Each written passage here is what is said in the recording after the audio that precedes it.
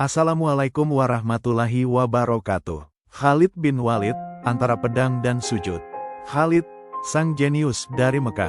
Sebelum memeluk Islam, Khalid adalah momok bagi kaum muslimin. Di perang Uhud, dialah yang melihat celah saat pasukan pemanah turun dari bukit. Keistimewaan Khalid adalah mata elang.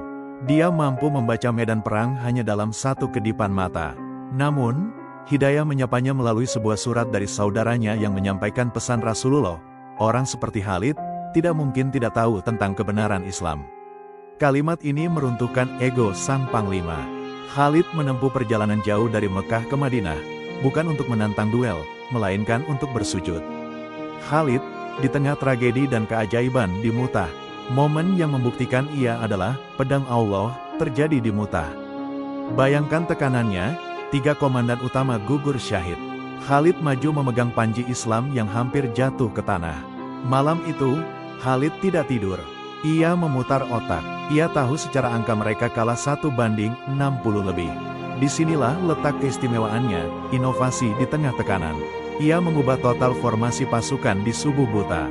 Ketika matahari terbit, tentara Romawi bingung melihat wajah-wajah baru di garis depan. Mereka berbisik, bala bantuan muslim telah tiba. Hari itu, Khalid bertempur begitu dahsyat hingga 9 bilah pedang patah di tangannya.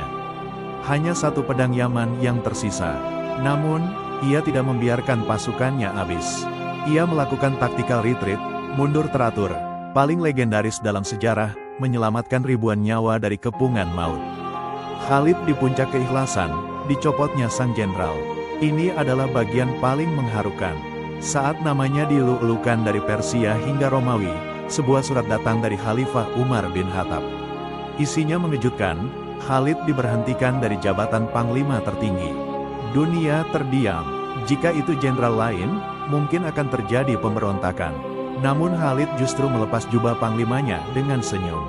Ia berkata kepada pasukannya, "Aku berjuang bukan agar Umar melihatku, tapi agar Allah melihatku." Ia membuktikan bahwa pahlawan sejati tidak butuh jabatan untuk mengabdi.